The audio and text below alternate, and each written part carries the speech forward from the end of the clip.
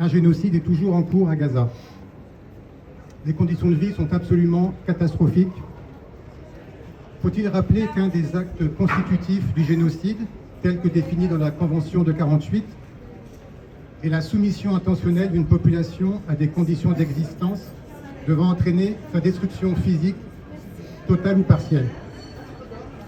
Comme par exemple soumettre une population à des conditions d'existence où l'accès à l'eau est difficile ou impossible.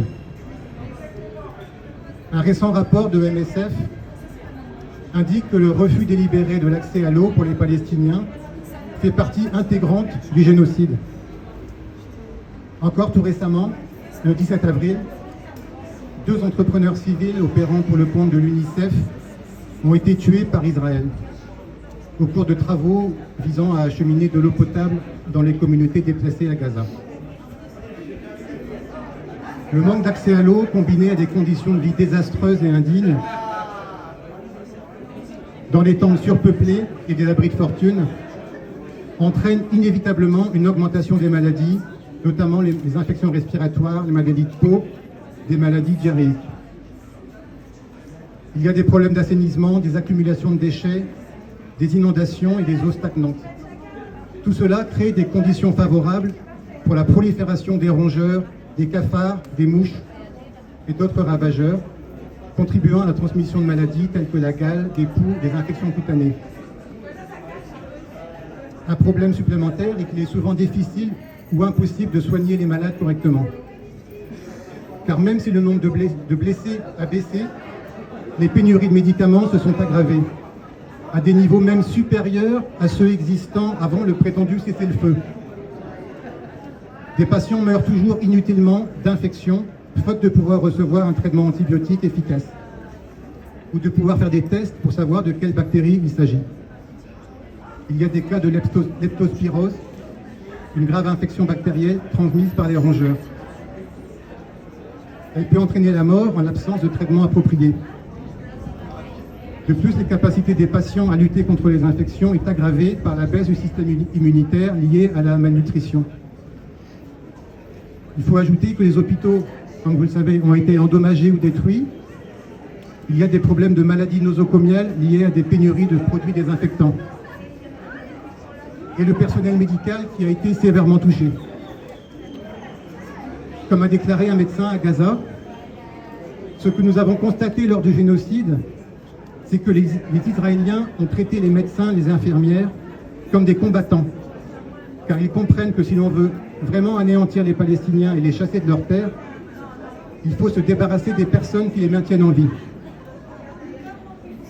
On peut citer le cas du docteur Hossam Abou Safia, détenu arbitrairement depuis décembre 2024. Des témoignages de 3 prisonniers récemment libérés font état de la dégradation de son état de santé. Il est méconnaissable, il souffre de vomissements constants et se trouve dans un état second. Les traitements médicaux lui sont refusés, il est battu, torturé, attaqué par des chiens. Il risque la mort s'il n'est pas libéré rapidement. Par ailleurs, depuis l'entrée en vigueur du prétendu cessez-le-feu, Israël a assassiné au moins 828 Palestiniens. Les mots n'ont plus de sens. Ces dernières semaines, l'armée israélienne a encore intensifié ses opérations, tuant plus de 100 Palestiniens, en accélérant encore le rythme des frappes.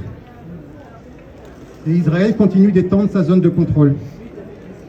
En octobre 2025, avait été définie une ligne jaune, définissant la zone de contrôle israélien qui représentait 53% du territoire gazaoui. Aujourd'hui, au lieu de se retirer progressivement, comme cela a été prévu, ils définissent une nouvelle zone tampon, avec une nouvelle ligne orange cette fois-ci, étendant le territoire contrôlé à 59%. Et bien sûr, toute personne qui pénètre dans la zone est abattue sans sommation. Le ghetto de Gaza se rétrécit. Et les autres termes de l'accord de cessez-le-feu ne sont pas non plus respectés. La force internationale qui était prévue dans l'accord, la force de stabilisation, ne voit pas le jour. Seulement environ 30% de l'aide prévue rentre à Gaza. Et maintenant, Israël conditionne l'entrée de l'aide au désarmement du Hamas. Il faudrait donc désarmer les victimes de génocide.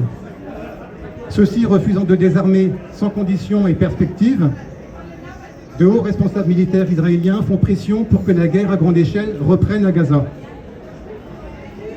L'objectif d'Israël reste le nettoyage ethnique de la bande de Gaza, à n'importe quel prix, même au prix d'un génocide.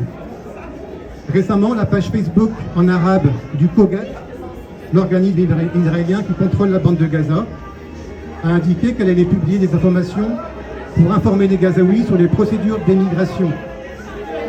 Immigration qu'il qualifie de volontaire.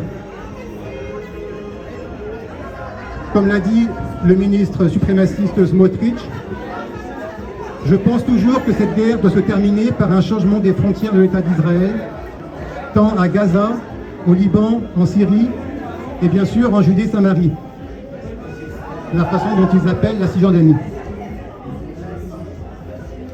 En fait, Israël est un État colonial, d'apartheid, comme étant un génocide et expansionniste qui n'a jamais voulu définir clairement ses frontières.